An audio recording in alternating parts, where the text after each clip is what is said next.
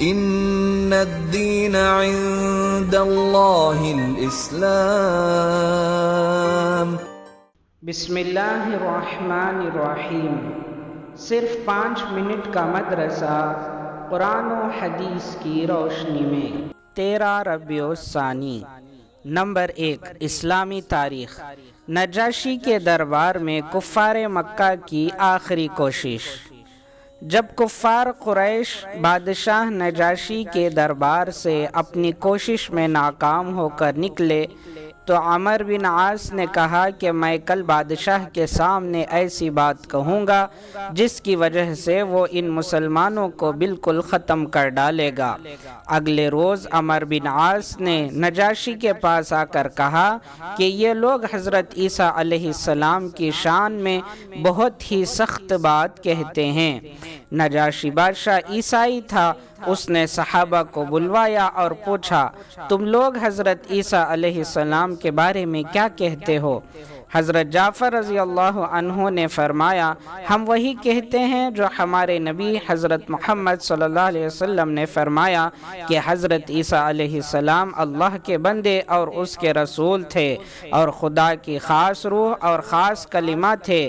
نجاشی نے زمین سے ایک تنکا اٹھا کر کہا، خدا کی قسم مسلمانوں نے جو کہا حضرت عیسیٰ علیہ السلام ایک تنکے کی مقدار بھی زیادہ نہیں تھے، اور مسلمانوں سے کہا کہ تم امن سے رہو، میں سونے کا ایک پہاڑ لے کر بھی تم کو ستانا پسند نہیں کروں گا، اور کفار قریش کے تمام ہدیے اور تحفے واپس کر دینے کا حکم دیا، اور کہا کہ خدا نے مجھے رشوت کے بغیر حکومت و سلطنت عطا فرمائی ہے، لہٰذا میں تم سے رشوت لے کر ان لوگوں کو ہرگز سپرد نہیں کروں گا۔ دربار ختم ہوا، مسلمان بخوشی واپس ہوئے اور قریش کا وفد ذلت و رسوائی کے ساتھ ناکام لوٹا۔ نمبر 2، اللہ کی قدرت، عبرتناک انجام۔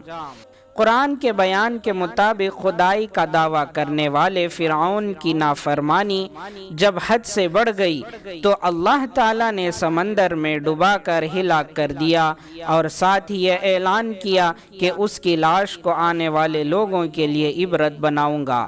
چنانچہ محققین کی رائے کے مطابق فرعون کی لاش 1881 عیسوی میں سمندر سے ملی، جو تقریباً 3116 سال بعد سمندر سے نکالی گئی، اور اتنی لمبی مدت گزرنے کے بعد بھی لاش کو گلنے سڑنے سے محفوظ رکھا، جو آج بھی مصر کے میوزیم میں موجود ہے۔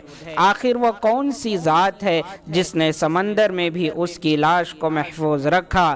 یقیناً اللہ کی ذات بڑی قدرت والی ہے۔ نمبر 3، ایک فرض کے بارے میں، وضو میں چمڑے کے موزے پر مسح کرنا۔ حضرت علی رضی اللہ عنہ فرماتے ہیں، میں نے حضور صلی اللہ علیہ وسلم کو موزے کے اوپر کے حصے پر مسح کرتے دیکھا۔ ابو داؤد۔ جب کسی نے باوضو چمڑے کا موزہ پہنا ہو پھر وضو ٹوٹ جائے تو وضو کرتے وقت ان موزوں کے اوپری حصے پر مسح کرنا ضروری ہے۔ نمبر 4، ایک سنت کے بارے میں، متعلقین کی خبرگیری کرنا۔ حضرت انس بن مالک رضی اللہ عنہ بیان کرتے ہیں کہ اہل تعلق میں سے کوئی شخص اگر 3 دن تک نہ آتا یا اس سے ملاقات نہ ہوتی تو آپ صلی اللہ علیہ وسلم اس کے متعلق معلومات فرماتے، اگر وہ باہر سفر میں ہوتا تو اس کے لیے دعا کرتے، اگر وہ موجود ہوتا تو آپ صلی اللہ علیہ وسلم اس سے ملاقات فرماتے، اگر بیمار ہوتا تو اس کی عیادت فرماتے۔ نمبر 5، ایک اہم عمل کی فضیلت، علم سیکھتے ہوئے وفات پا جانا۔ رسول اللہ صلی اللہ علیہ وسلم نے فرمایا، جس کو علم سیکھتے ہوئے موت آ جائے وہ اس حال میں اللہ تعالیٰ سے ملاقات کرے گا کہ اس کے اور نبیوں کے درمیان صرف نبوت کے درجے کا فرق ہوگا۔ نمبر 6، ایک گناہ کے بارے میں، وارث کو میراث سے محروم کرنا۔ رسول اللہ صلی اللہ علیہ وسلم نے فرمایا، جو شخص اپنے وارث کو میراث دینے سے بھاگے گا اور اسے میراث سے محروم کر دے گا تو اللہ تعالیٰ قیامت کے دن جنت سے اس کی میراث ختم کر دے گا۔ ابن ماجہ۔ نمبر 7، دنیا کے بارے میں۔ دنیا کے لالچی اللہ کی رحمت سے دور۔ رسول اللہ صلی اللہ علیہ وسلم نے فرمایا، قیامت قریب آ چکی ہے اور لوگ دنیا کے حرص و لالچ اور اللہ تعالیٰ کی رحمت سے دوری میں بڑھتے ہی جا رہے ہیں۔ نمبر 8، آخرت کے بارے میں انسان کے اعضاء کی گواہی۔ قرآن میں اللہ تعالیٰ فرماتا ہے، جس دن اللہ کے دشمن یعنی کفار دوزخ کی طرف جمع کرنے کے لیے موقف میں لائے جائیں گے، پھر وہ روکے جائیں گے تاکہ بقیہ بھی آ جائیں، یہاں تک کہ جب وہ اس کے قریب آ جائیں گے تو ان کے کان، ان کی آنکھیں اور ان کی کھال ان کے خلاف ان کے کیے ہوئے اعمال کی گواہی دیں گے۔ سورہ حامیم سجدہ آیت نمبر 19 اور 20۔ نمبر 9، طب نبوی سے علاج۔ جوں پڑنے کا علاج۔ ایک روایت میں ہے کہ 2 صحابہ نے رسول اللہ صلی اللہ علیہ وسلم سے ایک غزوے کے موقع پر کپڑوں میں جوں پڑ جانے کی شکایت کی تو رسول اللہ صلی اللہ علیہ وسلم نے ان دونوں کو ریشمی قمیص پہننے کی اجازت دی۔ بخاری۔ جوں پڑنا ایک مرض ہے جس کا علاج آپ صلی اللہ علیہ وسلم نے اس موقع پر ریشمی لباس تجویز فرمایا۔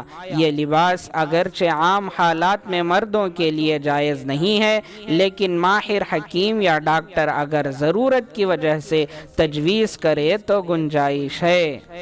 نمبر 10، قرآن کی نصیحت۔ قرآن میں اللہ تعالیٰ فرماتا ہے، تم صبح و شام اپنے رب کو اپنے دل میں گڑ گڑا کر ڈرتے ہوئے اور درمیانی آواز کے ساتھ یاد کیا کرو اور غافلوں میں سے مت ہو جاؤ۔ سورہ اعراف آیت نمبر 205۔ اللہ تعالیٰ ہم تمام کو عمل کرنے کی توفیق عطا فرمائے۔ سبحان اللہ و بحمدہ، سبحانک اللہم و بحمدک، ونشہد ان لا الہ الا انت، نستغفرک و نتوب الیہ۔